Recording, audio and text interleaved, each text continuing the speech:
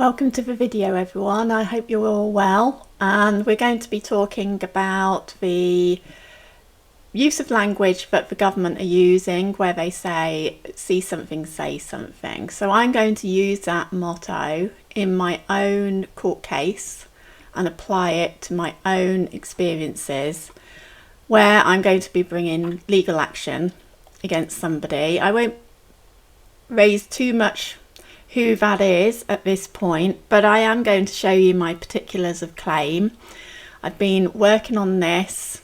It's completely unconventional, but you'll have an idea of what it is that I'm doing. And the way I see it is this is my opportunity to take my case, my argument to court. And if it's unconventional, quite honestly, I don't give a shit. It's going through, and I'll do it how I see fit to do it. I mean, I'm not being an idiot about it, but I am raising legal concerns. So I'm using the motto, see it, say it, or see something, say something. I'm going to be blunt about it, and you're going to see how so that I managed to do that. So let's have a look at the particulars of claim. They'll be on my Substack. I'll upload them to that so that you can have a look through them, because you might decide to bring a case, and if you do, then you've got this particulars of claim which I've done, and I'll obviously get back to you and tell you how it went.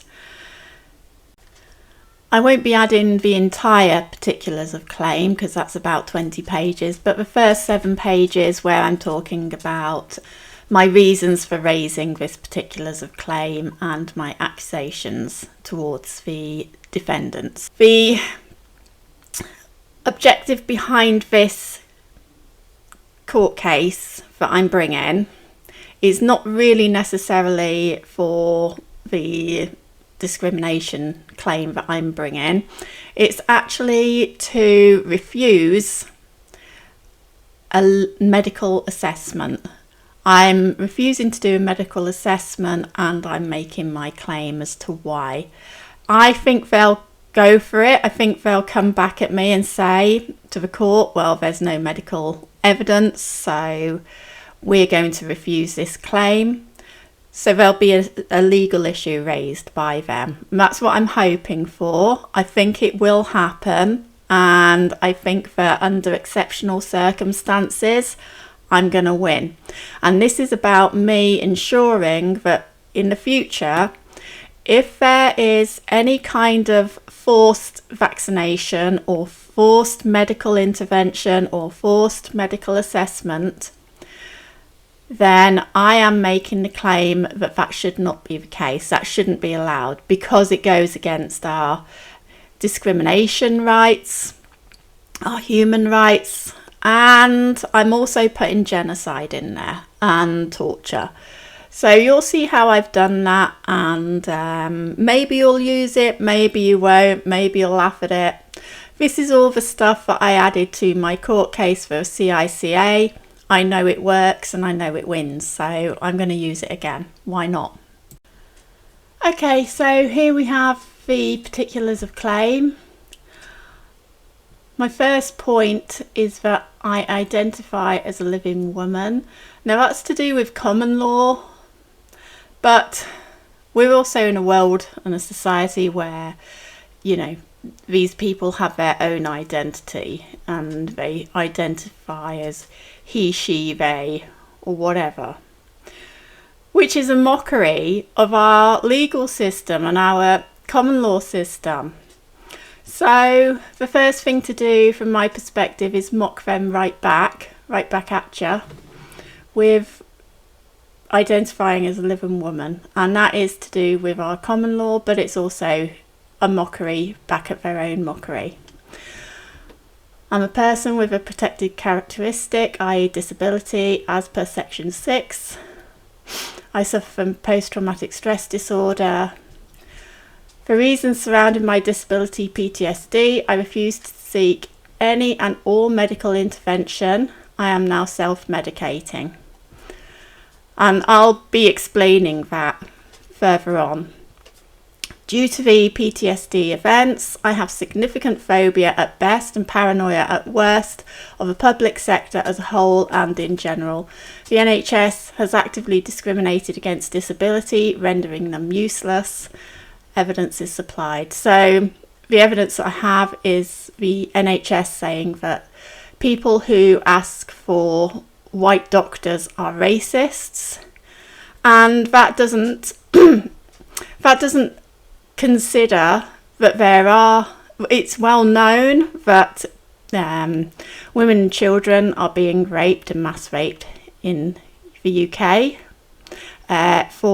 because of the police cultural sensitivity training that they've received. So I was one of those victims, and I'm not a racist, but I don't want to be necessarily left in a cubicle with an Asian man when I know that the NHS is beyond any kind of criticism at this point.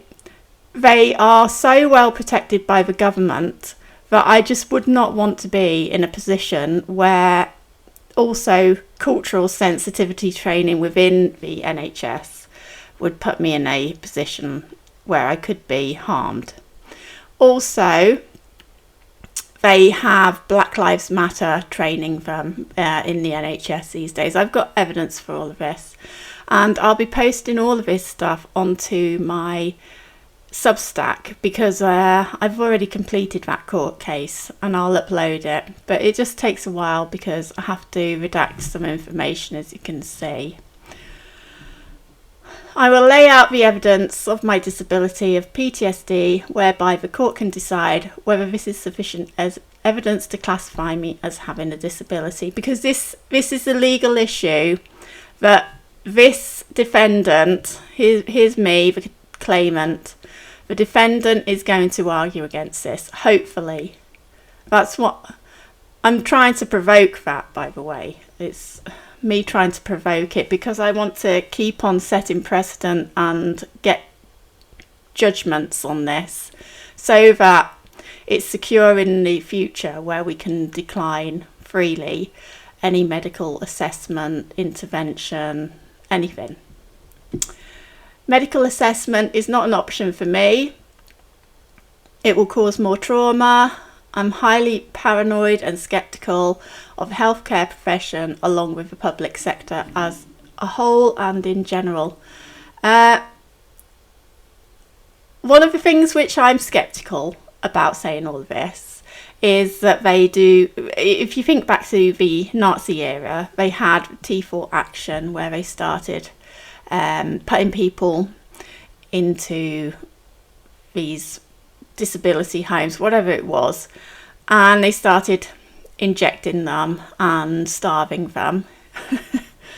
So that's a concern because we do know that history repeats. But even so, I'm going to put it all in anyway. Right, disability PTSD claim. In 2012, I underwent brain surgery as a single mother to have a tumour removed. 2 weeks before the brain surgery, I walked home at night. I was assaulted.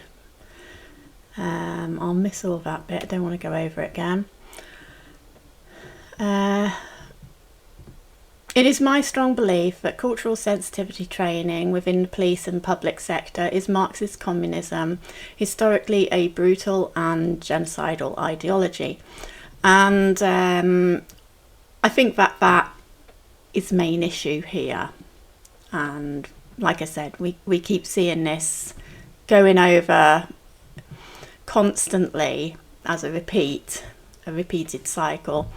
And you know, I am from a mixed race family, so there are moments where I'm just feeling very, very nationalistic, but then there's other times when I just wouldn't have it that my family and my relatives faced any harm or upset or upheaval either. You know, I would fight for them.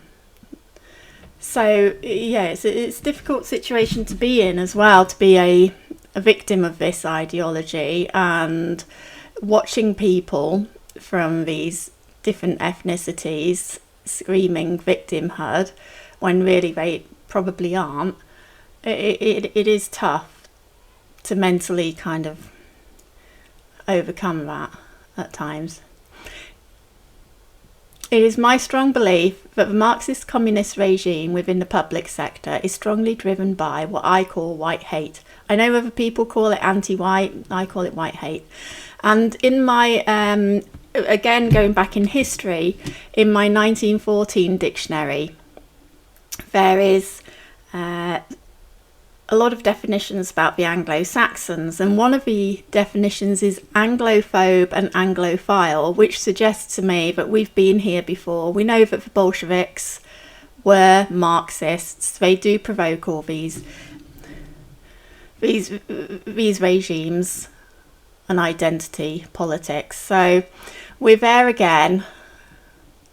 And if you think about it, 1914 was when it was all starting to arise, or certainly when it was written about. And we know that 2014 was also a time when all of this started to become very difficult. It would be interesting actually to see if there's transgender or anything like that in those books. I'll have a look on my Cafeed channel. It is my strong belief that Marxist communist regime within the public sector is being used to genocide the native white population of the UK. I will detail evidence for genocide later in this claim. It will apply to the defendant. I delayed reporting the crime for 3 years out of fear that I could be arrested for hate speech, whereby new vague and subjective speech laws were being brought in at the time of my rape. This delay, along with the trauma of the incident and the continuation of seizures, meant there was a negative impact on my time limit for the criminal injuries claim. I was unable to find a solicitor to represent my claim that I had been genocidally raped. I believe the British government and Parliament as a whole are committing genocide against the British people, which I genuinely do. PTSD advanced considerably with this understanding and learning that the justice system is actually a business system representing profitable cases only via no win, no fee, rather than a justice system whereby justice is sought. I used that in my old case, in my last case as well. One of the judges was really impressed by that. They were agreeing with that. And actually, so was the barrister, the defendants, the CICA's barrister was in agreement with me that.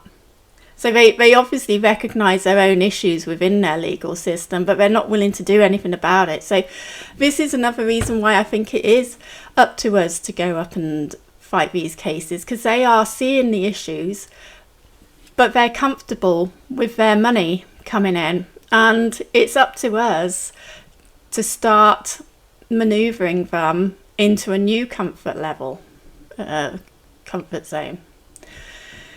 It has long been known that Marxist politically correct ideology has advanced slavery upon our UK shores, in contradiction with Somerset versus Stewart 1772. I think I need to rephrase that. It's not long been known. I need to write that as it's my belief. I'll correct that. Slavery has come in the form of sexual slavery, gang rape of young British children, white hate. Also equates to genocidal rape. Prosecutor versus Akiyesu. Case number where it was determined that aiding and abetting mass sexual assault by one ethnic group against another is considered genocide. Annex C, rape and other forms of sexual violence at the ICTC or ICTR. Rape and other forms of sexual violence as set out in section B. So I'll let you read that if you want to go and look at it, but I've laid out what genocide and genocidal rape is here. because if you remember, I'm trying to make the claim that I do not trust the government, I do not trust the public sector. So that's why I need to put genocide or rape in there. Causing serious bodily harm or mental harm to members of the group. Even mental harm is in there. And I'm going to be arguing further in the future against other, like councils and things, that demoralisation, which I think they are applying to us, is genocide, because we've got that argument, mental harm. Okay, so I'm going to be testing all of this. I mean, it's not just this one case. I've got loads in the pipeline. I'm going to be like a hawk on these people. I'm bringing case after case after case. You know, as they start increasing council tax and they're not even fixing the issues that are surrounding us, like, you know, just potholes and all sorts of things. If they're not going to fix those problems, then I'm going to be bringing legal action against them, and I'm going to be telling them that it's genocide. As it starts to, you know, as it starts to become more normal to hear this in the courts. And then another thing about this is that I'm not making the claim of genocide in a criminal case. I'm bringing the accusation of genocide in a civil case. And in civil cases, it's about injury to feelings. So it's very subjective law. And this is why it's such a good and welcoming way, really, to bring in the accusation of genocide committed by the public sector and the government, because we're doing it through subjective law. And it was them who brought in subjective law, probably to bring in hate speech. Well, you can sit back and take that hate speech law, or you can double down on it and twist it and use it against them and say, well, you know, see it, say it. So that's the principle that I'm working on here. Physical destruction in whole or in part, imposing measures, COVID measures, intended to prevent births within the group.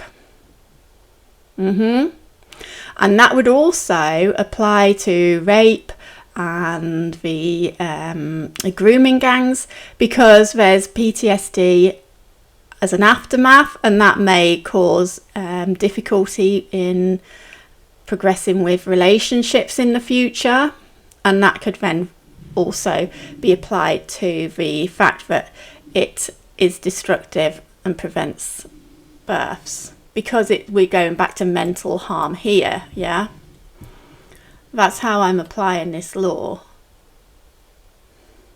To support a conviction, right, we'll leave that for now.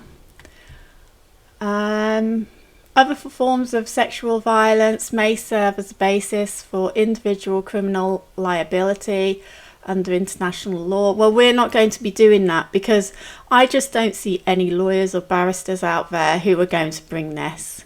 They've had so long to do it by now, they're not going to. So I'm going to be bringing it by myself, self-represented, in civil cases. And I think that that's sufficient. Sexual humiliation, forced prostitution, that's, again, applies to the Muslim grooming gangs in Britain. What else have we got? Oh yeah, the ICTR Appeals Chamber has described rape as a quintessential example of serious bodily harm. I'm just drinking some tea, by the way. Along with grooming gang victims of Asian exploitation, I was also genocidally raped along with millions of other white native women and children in Europe. This was done via a false veil of virtue, pretending that to stop these rapes may cause harm to ethnic minority groups in this country. We were genocidally raped for societal virtue, a desire to look non-racist, to maintain one's reputation, ego, vanity, job security, money and fear, which is true. Ego, I'll come back to that, but ego is such a it stops people from doing a lot of things. So I hope that people who are watching this will go and bring cases, and I'm hoping to encourage people to bring cases and legal action, and even just formal complaints, endless formal complaints, which I did when lockdown happened and public toilets were closed, and I just, I made formal complaints. The next day they were all open. So even just formal complaints helps, but people are so scared of harming their own ego and reputation that they tend not to, they seem to be paralysed by that, but we've got to let go of the ego, quite honestly. I have provided evidence of the public sector, that doesn't make sense, is working, but I need to reword that, is working in coherence to enable mass white hate genocide or rape. I have provided evidence of Marxist genocidal ideology used by the public sector. I have added proof of my court case and sexual assault. And that's through the detective and the investigation, the report and the interview. So I've added all of that stuff to this to build my evidence, because they are going to try. I hope they're going to try to claim that there's not enough medical evidence, but they might back off with all of this. I don't know. I will be providing evidence that I believe the NHS discriminate against disabled, that I believe healthcare professionals participate in genocide against native populations, and that they too conform to Marxist genocidal ideology and therefore cannot be trusted. For these reasons, I do not trust the public sector or those working within it. I do not trust the healthcare system or those who work within it. I do not trust them to do good or to do right, but to only be led by money, job security, vanity, reputation and ideology. I state I have the right to refuse medical intervention, including medical assessments for my health, as I am a self-medicating living woman. I'm just adding living woman again from common law. It is well researched and understood that genocide uses psychological warfare against population intended for genocide. These include demoralisation, discrimination, dehumanisation and torture, the creation of scapegoats. White people are racist, supremacist, fascist. These are met through economic depletion and a requirement to maintain economic stability with individuals, the use of pre-existing differences between groups such as race, white, non-white, and religion, Christian, non-Christian, which are radically shifted. White people are causing psychological damage to ethnic minority groups with their words. We should put them in prison for their speech, kind of thing. In the subsequent stage, the perpetrators, Marxists.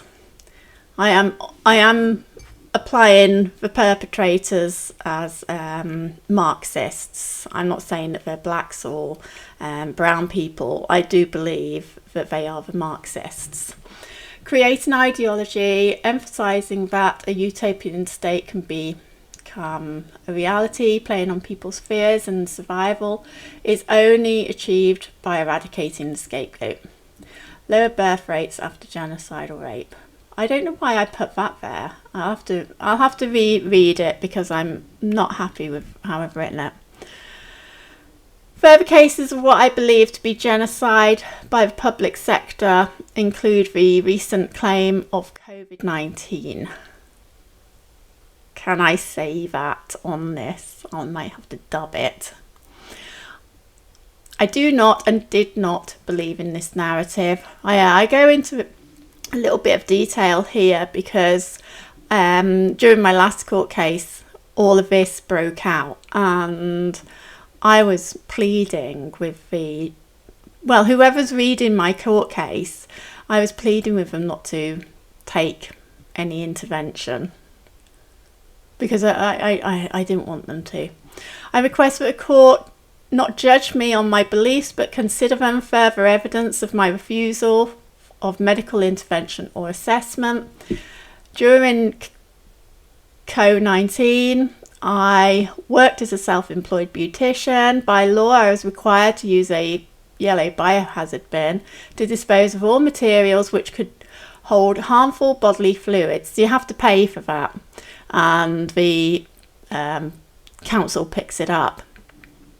The government and public health did not provide or even examine the possibility of using biohazard bins for disposable masks, which the government claimed were needed to save lives, but then left on the street. Yeah, so that was the biggest alarm. That was when everything started going alarms for me, because when they were saying, yeah, you need to have masks, I mean, I had the alarm bells going before, but when they said about the masks, and then they didn't even provide biohazard bins outside or anywhere, and I had to pay to get biohazard bins in my salon. So I was just thinking, what the hell's going on here? Why is the government not paying for biohazard bins when they're saying that this is a biohazard? As a self-employed beautician, I was not allowed to give treatments where injections were needed, such as Botox or fillers. This is because I don't hold medical qualification. During COVID-19, the government trained via online training vast amounts of people to inject others with newly created, newly developed, never before used experimental injections. Initially, these injections were said to be kept below freezing conditions. This narrative abruptly changed with further claimed advancements in science. I believe that COVID-19 was used as a ploy to harm or cause death via injections to those who they had frightened through media narratives using a nudge unit. This is important because the nudge unit was psychologists, and they're going to be wanting to use a psychologist on me for PTSD, which consists of psychologists to bring about psychological harm and trauma to the population to gain a profitable solution. I could talk further about the contradictions, failures, inconsistencies and harm surrounding COVID-19. However, I won't discuss this matter further. Instead, I ask of you to look into these dynamics by yourself. Take a look at the other side of the narrative without judging those who are skeptical. It is important, and I mean no harm by asking you to do so. I simply care. And that's true, you know, I do care about these people. In my self-represented court case, a psychologist was used for an assessment. She lied under oath at every opportunity. This was a straw broke with camel's back. I have not and will not register with the NHS or a doctor ever again. And she was a bitch. So that's what I've done. Then I write about the facts, and then the legal issues after that. So this particulars of claim, it's about 20 plus pages really. A lot of it is to do with me setting out my refusal for medical assessment and my inability to provide medical assessments to the court, because if I'm not seeing a doctor and I'm refusing to see doctors, then I won't have any medical evidence to provide them. So this is all based on articles, newspaper articles, and we know who owns them, right? And they're not that bright, because they clearly didn't expect people to start using these newspaper articles against them. But that's exactly what we're supposed to do, I think. Anyway, I hope that there's some stuff in there. There is stuff about COVID-19. I've got to be careful how I say it. And there's stuff that you could develop on that as well. I would encourage you to, you know, I've not done it from a science perspective because I'm not a scientist, but observational I've done it from, yeah. And just contradictions with those observations. Yeah, so that's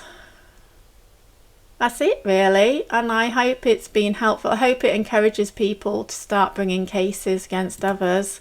I would say that it's worthwhile bringing these sorts of court cases against institutions and organisations. Probably not worthwhile the energy against individuals, because it's a lot of energy to go through the courts. And if you're going to use up that kind of energy, I would say use it against the big fish, not the little fish. So that's what I'm trying to do here.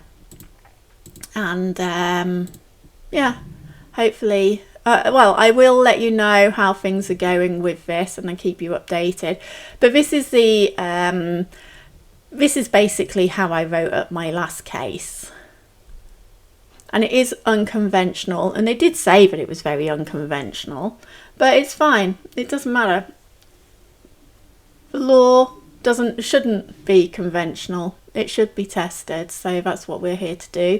We pay for courts. We're discouraged from going to get judgments, because in the same way that they've said to us, well, don't use the NHS because it's under pressure, they did that with the court system. But we pay for the court system and we need it, and we're encouraged to settle, which we shouldn't do, because settling is settling. It's complacency, it's acceptance of the poor behaviours of these organisations and institutes. So I say, let's take them on, and I absolutely think we should do. So yeah, that's just a little bit of insight on how I've been fighting my cases. I hope it's been interesting, and you can let me know if you think that